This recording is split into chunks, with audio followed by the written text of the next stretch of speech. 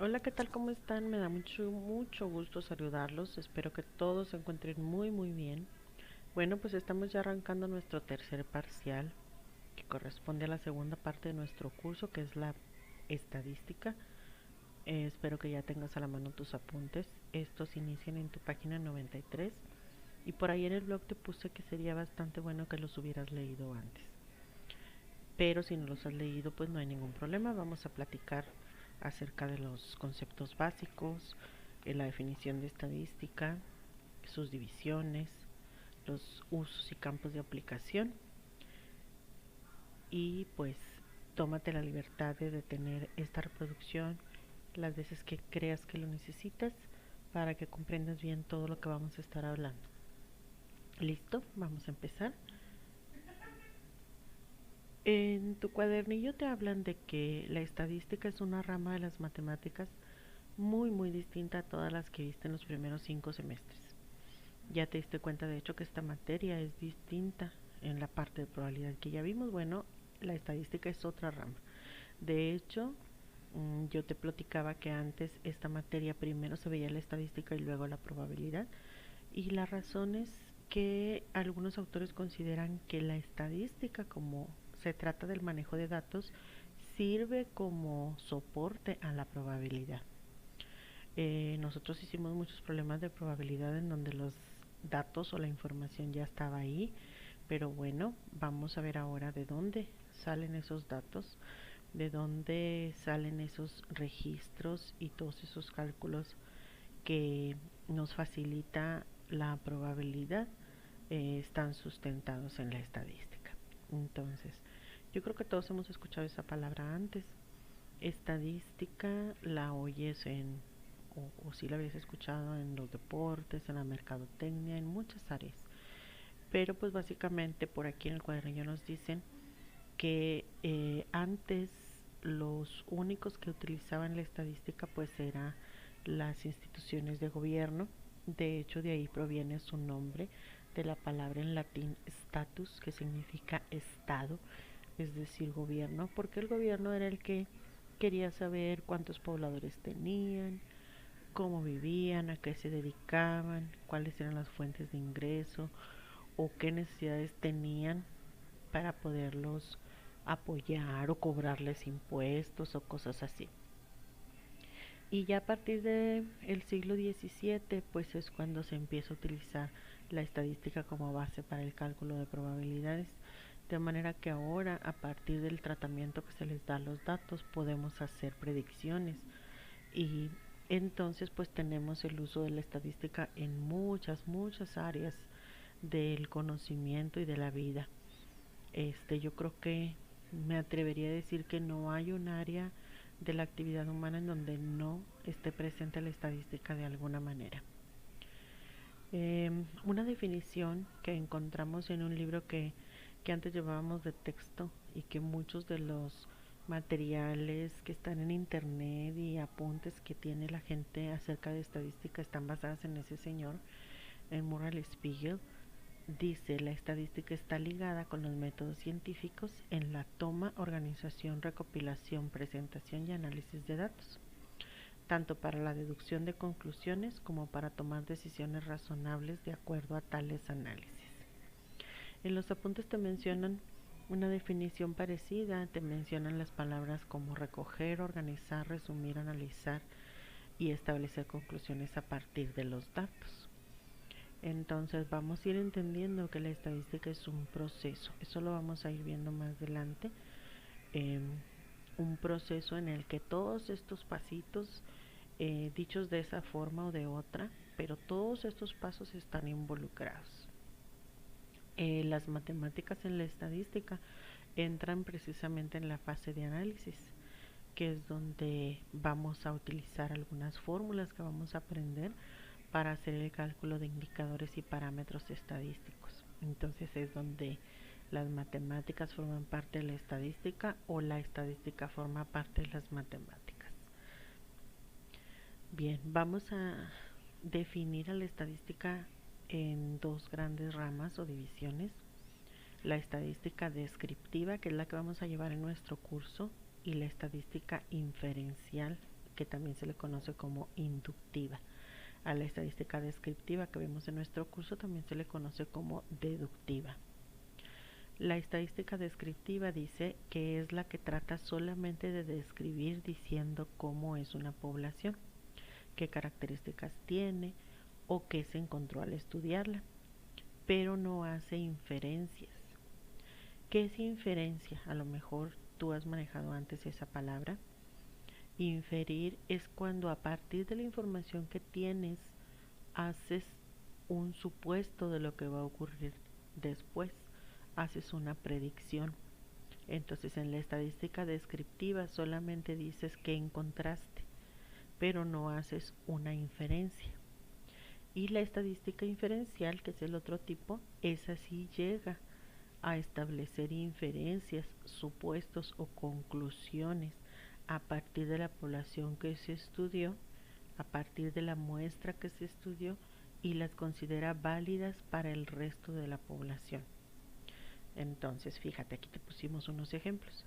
Si tú estás estudiando, por ejemplo, a los alumnos del CEBETIS, porque te interesa saber de qué tamaño fabricar las bancas de sillas de paletas donde se sientan. Entonces, a lo mejor una variable que sería importante conocer podría ser la estatura, ¿sí? Entonces, en la descriptiva se levantan datos, se organizan, se analizan y se dice un resultado que describe a la población. Entonces decimos afirmaciones como la estatura promedio es 1.63 metros. Entonces fíjate ahí, por ejemplo, que esta afirmación solamente está describiendo, no hace ninguna suposición ni hace ninguna inferencia. En cambio, en la estadística inferencial, esa no la vamos a ver en este curso, la vas a ver cuando estés ya en un nivel superior. Se utiliza más con fines de investigación en ingenierías y cosas de esas. Entonces, ahorita solamente como definición, si tú estudias una población en donde encuentras ese mismo indicador, tú dirías cosas como la estatura promedio es de 1.63 metros, entonces hay que fabricar las sillas de tal medida. Es decir, la inferencial va a servir para que quienes tienen que hacerlo puedan tomar decisiones. En la descriptiva no, simplemente decimos cómo es esa muestra o población. Y en la inferencial, a partir de la descripción, suponemos, inferimos, proyectamos cosas que queramos hacer con ese dato o con esa información que obtuvimos. Espero que haya quedado clara estas dos definiciones. Muy bien. Ahora te decía hace rato, me atrevería a decir que no hay área del conocimiento de la actividad humana donde no se esté utilizando la estadística. En tu página 94 y 95 te ponen una lectura donde te mencionan un artículo de una persona de la UNAM en donde está hablando del uso que se le da a la estadística. Espero que lo hayas leído. Y aquí en tu cuadernillo te ponen también una lista de algunas áreas del quehacer humano en donde se está utilizando la estadística. Yo por aquí te puse algunas imágenes tratando más o menos de ilustrar. Tratan más o menos de ilustrar ejemplos de áreas en donde se está utilizando la estadística. Te decía, por ejemplo, que para investigación, vamos a suponer que hablas de, no sé, de la industria farmacéutica y quieren saber si cierta medicina sirve para curar algún padecimiento. O los compañeros que trabajaron en los proyectos de prototipos, lo que realizaron es una investigación.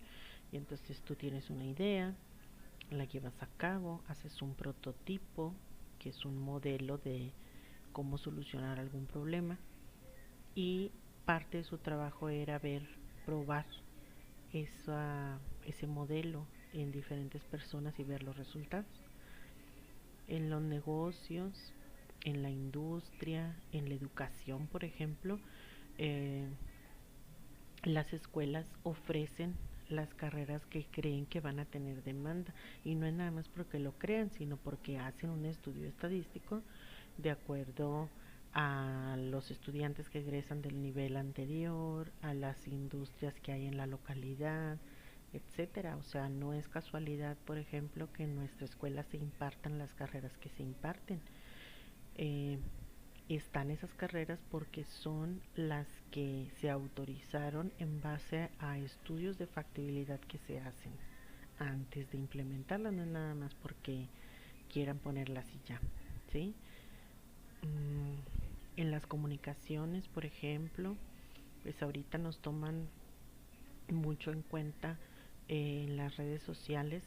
Ya hemos hablado de esto, de que tú le das clic a algún anuncio y de rato te empiezan a llegar otros anuncios relacionados con eso que estuviste comentando o que estuviste viendo, ¿sí? Y todo eso es porque las redes sociales tienen un registro estadístico de tu actividad en la red. Y pues por acá hay otros ejemplos de ingeniería, de ideas emprendedoras, de telecomunicaciones, de deportes, en la ingeniería para hacer mediciones, en la veterinaria. ¿Por qué cuidas de cierta manera a cierta raza de perro? Pues porque alguien ya se puso a estudiarlos, ya analizó comportamientos, ya analizó cuánto crecen, ya te dicen ocupa tanto alimento por día. Y no es nada más porque a un médico veterinario se le ocurrió, sino porque hay registros estadísticos que te hablan de eso y ya tienen una idea de cuáles son los cuidados que le debes de dar, por ejemplo, a un pastor alemán distinto a un chihuahua. En la publicidad y mercadotecnia, pues el famoso anuncio de las whiskas, 8 de cada 10 gatos prefieren whiskas, es precisamente un eslogan que maneja una afirmación estadística. Y no es precisamente que solo a 10 gatos le hayan dado de comer las whiskas. Sí, te decía cuando vimos probabilidad, puede ser que hayan analizado a 1000 y que a 800 tuvieron esa preferencia, o que hayan analizado a 100 y que 80 tuvieron esa preferencia. ¿Sí? Entonces, pues básicamente se trata de que por el lado que lo veas, en cualquier área del conocimiento, va a haber algún uso que la estadística está participando ahí, ¿sí? En el blog te puse por ahí una actividad en la tarea como inciso A. Vas a realizar un collage de imágenes en donde muestres eh, ejemplos de cómo se está utilizando la estadística. Por favor, no me pongas nada más gráficas, porque casi siempre en esos ejercicios me ponen puras gráficas. Ponme áreas de conocimiento, campos del quehacer humano donde creas que se está utilizando la estadística.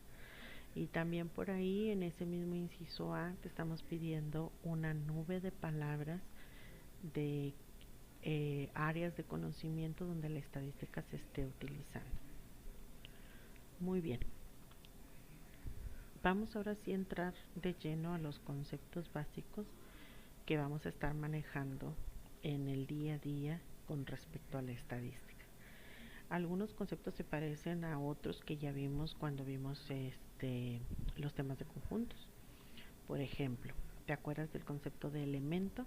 Elemento eran las personas, individuos, objetos que formaban parte de un conjunto. Bueno, en el caso de estadísticas son las personas, objetos, individuos que son objeto de estudio, es decir, a los que vamos a observar, a los que vamos a medir, a los que forman parte de la población o muestra en este caso.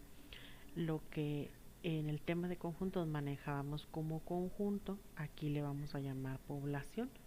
Y población es un conjunto de individuos con características comunes observables, ¿sí? De manera que, si te acuerdas de las definiciones de conjuntos, decíamos, por ejemplo, el conjunto de alumnos del sexto A. Bueno, aquí Ese conjunto de alumnos sería la población estudiada, porque comparten una característica común. Igual que en conjuntos, aquí vamos a definir a la población en finita o infinita. La población finita es cuando sabemos cuántos elementos la componen, porque tiene un número definido y limitado de elementos. Por ejemplo, personas en una casa, las piezas elaboradas en una fábrica, los pantalones que alguien tiene en su closet, etcétera, son ejemplos de una población finita. En cambio, va a ser una población infinita cuando posea un número incontable de elementos. Incontable porque sea muy difícil contarlo o porque es extremadamente grande. Y entonces pusimos ejemplos de moscas en la casa, cabellos en tu cabeza, el conjunto de los números reales, las estrellas del firmamento, etcétera. Se parecen mucho a las definiciones de conjuntos. Bien, ¿qué es una muestra? Bueno, como nosotros vamos a observarle características a una población que nos interese, a veces es muy difícil estar midiendo o estar contando o estar encuestando a todos los elementos de una población. Entonces lo que se hace es analizar solamente una parte de esa población y a eso se le va a conocer como muestra. Los chicos que son del área de laboratorio tienen muy claro este concepto porque lo que hacen cuando nos sacan sangre es tomarnos una muestra, es decir, si un diabético quiere saber cuál es su nivel de glucosa en sangre, no le sacan toda la sangre, le sacan solamente una muestra, o sea, poquita sangre, no sé, 5, 8 mililitros, 10 cuando tienen muchas pruebas que hacerle. Y entonces esa muestra va a ser importante que cuidemos esa parte del muestreo como nuestros laboratoristas cuidan cuando nos sacan sangre todo el procedimiento, porque esa muestra debe poseer las mismas características que la población que se está estudiando para que pueda ser representativa de ella y que todos los análisis que hagamos con esos datos de la muestra nos puedan describir a la población. ¿De acuerdo? Muy bien. Ahora, el otro concepto es el concepto de dato. ¿Qué es el dato? Son las observaciones que recolectamos al medir, al contar, al preguntar. Entonces, si yo digo, por ejemplo, quisiera saber si tienes la definición clara, la distinción clara entre lo que es un dato y lo que es información, porque muchas veces la gente confunde esos dos conceptos. Si yo digo algo como lunes 13 abril y tercero, 13 lunes abril tercero, así solas esas palabras, eso que te estoy diciendo son datos. Sin embargo, así sueltos no nos dice nada. Si yo digo cuando menos la característica o variable que observé y que obtuve de respuesta esas palabras, ya empiezan a tener sentido. Por ejemplo, decir, ¿cuándo tendremos la clase? El lunes. ¿En qué fecha? El 27 de abril. ¿A qué hora? A las 13 horas. Y entonces observa cómo los datos sueltos no dicen nada. Se van a convertir en información cuando están adecuadamente relacionados. ¿De acuerdo? Muy bien. Entonces, cuando nosotros estamos estudiando una población, observamos alguna característica de esa población y levantamos, recolectamos datos en base a la medida que hicimos, al conteo que hicimos o a la pregunta que hicimos. Y vamos registrando, no sé, vamos a suponer el mismo ejemplo que te decía hace rato, las estaturas. Entonces yo voy registrando 1,60, 1,54, 1,59, 1,72. Todos esos son datos y obedecen a una medición que estoy haciendo de una población o muestra. Entonces, fíjate, los datos pueden ser cualitativos o cuantitativos. Los datos cualitativos generalmente son un nombre o una palabra y definen una cualidad que identifica al elemento que se está estudiando. En cambio, los datos cuantitativos casi siempre, no casi siempre, siempre son un número y provienen de una medición o conteo. Entonces, en esa parte, para reforzar eso, vas a hacer la segunda parte de tu tarea, que corresponde al ejercicio 3-1.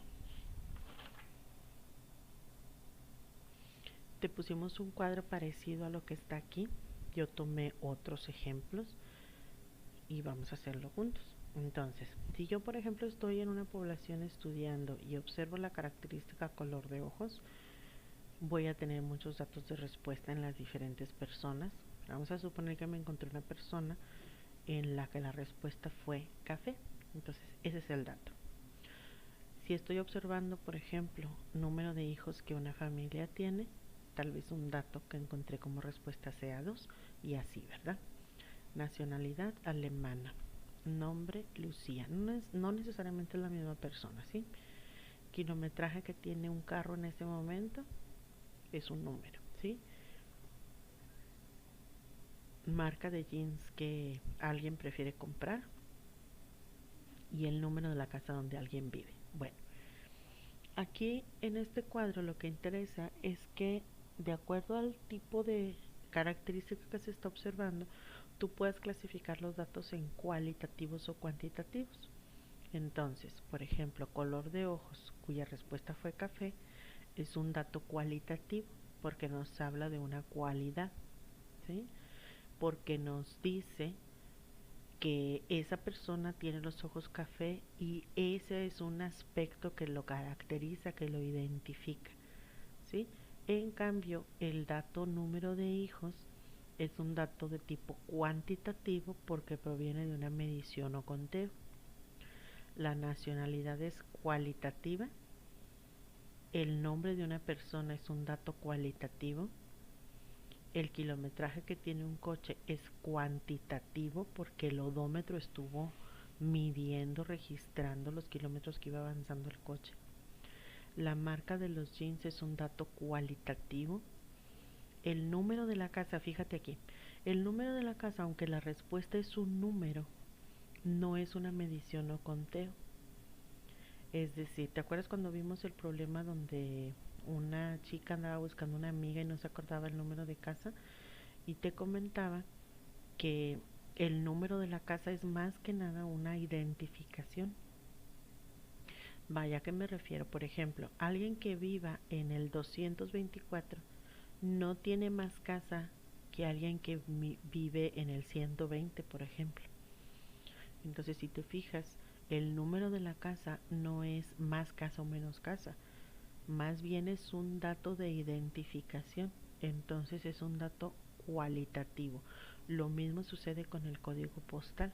El código postal dice en cuál área de la ciudad vives, pero eso no significa que, por ejemplo, el 25720 es mejor o más zona postal que el 25600. Simplemente dice en cuál zona vives. Es un dato cualitativo. El número de piezas fabricadas sería un dato cuantitativo porque lo contaron. El consumo de cigarros por día, cuantitativo. La circunferencia de cintura que tiene una persona proviene de una medición, entonces es un dato cuantitativo. El índice de masa corporal también es un dato cuantitativo porque proviene de una medición o conteo o una fórmula en este caso. La edad que tiene una persona es un dato cuantitativo. ¿Y cuál es la música favorita de una persona? Eso es un dato cualitativo. Muy bien. Entonces tú vas a hacer de tarea el ejercicio 3-1 que se parece a esto que acabamos de hacer. Son otros ejemplos. Muy bien. Siguiente concepto. Característica y variable. Ya hemos estado usando el concepto de característica. ¿Qué es la característica? Es el atributo, propiedad que le vamos a observar al individuo, ¿sí?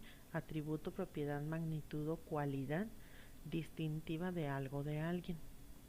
Y la variable es la característica que toma diferentes valores dentro de una población dada.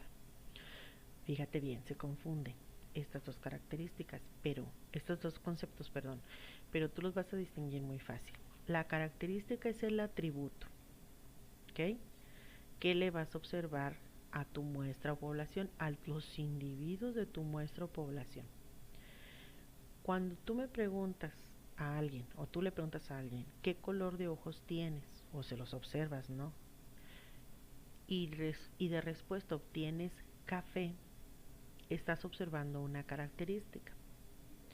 Cuando tú te pones a hacer un estudio para ver cómo es una población o muestra, esa característica se va a manejar como variable porque cada persona que observes o encuestes puede dar diferente respuesta.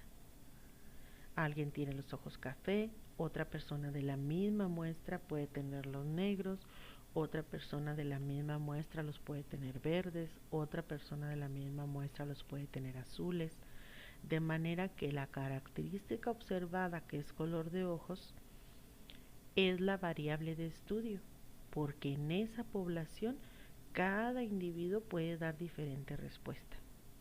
Obviamente hay personas que tienen, o sea, varias personas con ojos cafés, varias personas con ojos negros, etcétera, pero lo que quiero decir es que la tratamos en estadística de variable porque puede cambiar de un individuo a otro. Entonces, la variable es la característica que estamos observando y es el dato que está cambiando. Y la característica como tal es que tú definas el atributo a observar. ¿De acuerdo?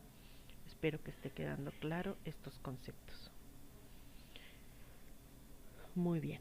Ahora las variables, ya hablando de cuando estás haciendo un estudio, las vamos a clasificar en discretas y continuas.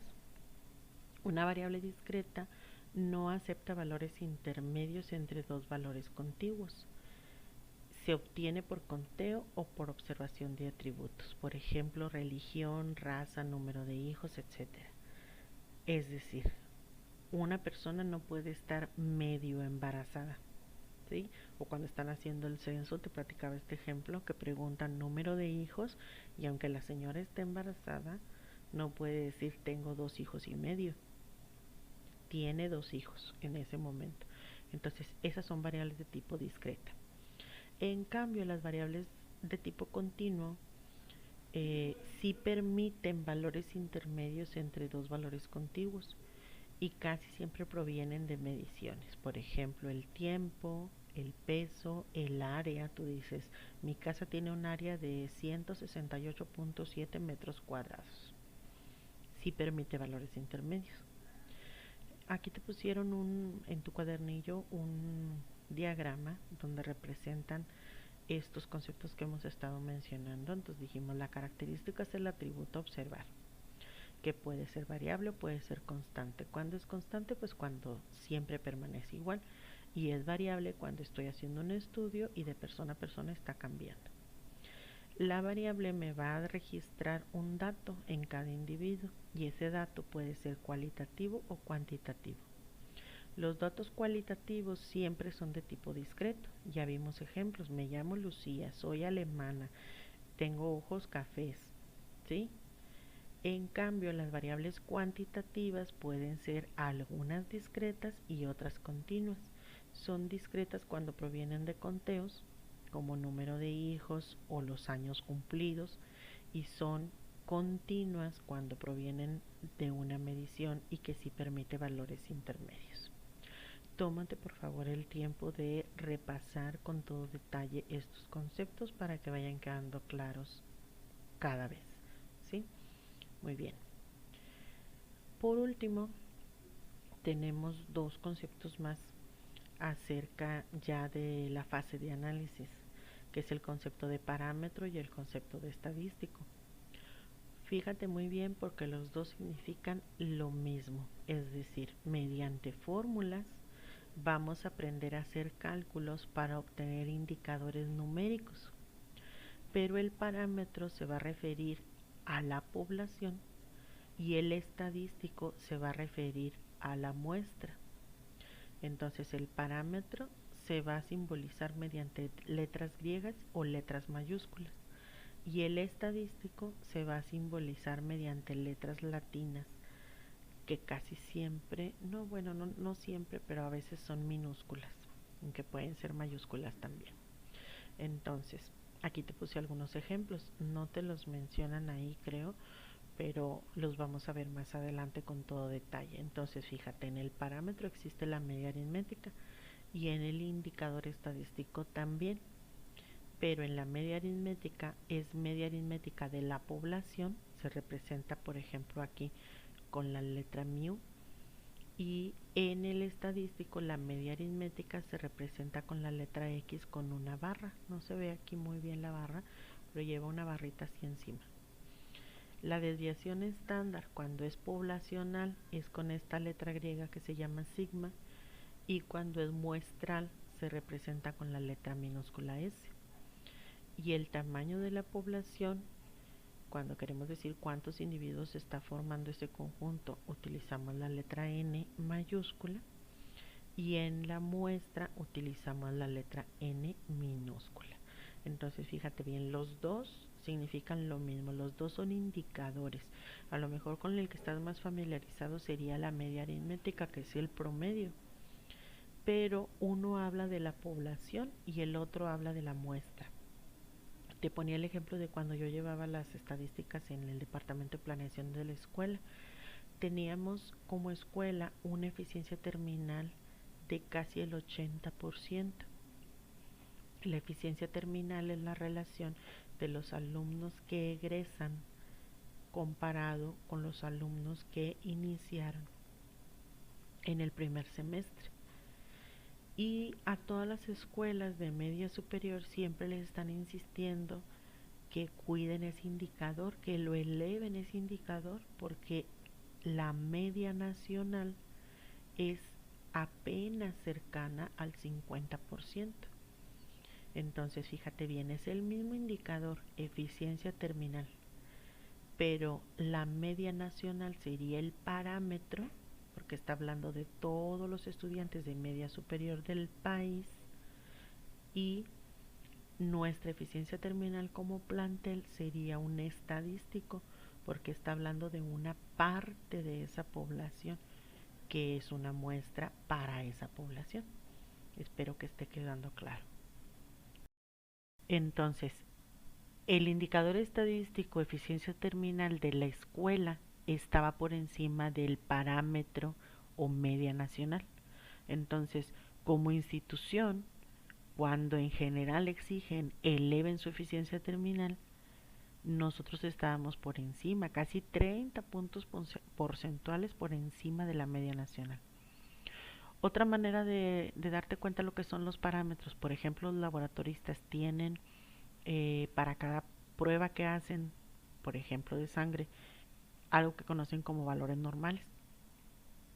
Entonces, si yo me quiero checar, por ejemplo, la glucosa, y al hacerme la prueba encuentro que traigo, por ejemplo, 90 de glucosa, no me acuerdo si se miden, bueno, no me acuerdo las unidades, pero vamos a suponer que traigo 90 y comparo contra los valores normales que me marcan en el informe y me dice que estoy dentro de los valores normales, pues no me preocupo. Entonces, esos valores normales es un parámetro porque en base al tipo de prueba que se hace y a todas las personas que han estudiado, se sabe que la población debe de andar en esos valores.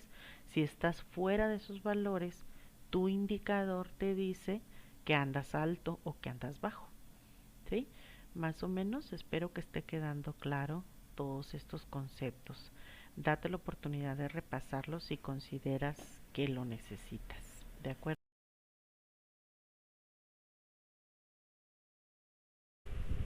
Pues muchas gracias por haber asistido a esta clase. Ve por favor al blog para que revises la tarea y revisa las fechas en las que tienes que enviarlo. Estamos en contacto para cualquier duda. Muchas gracias por todo. Hasta luego.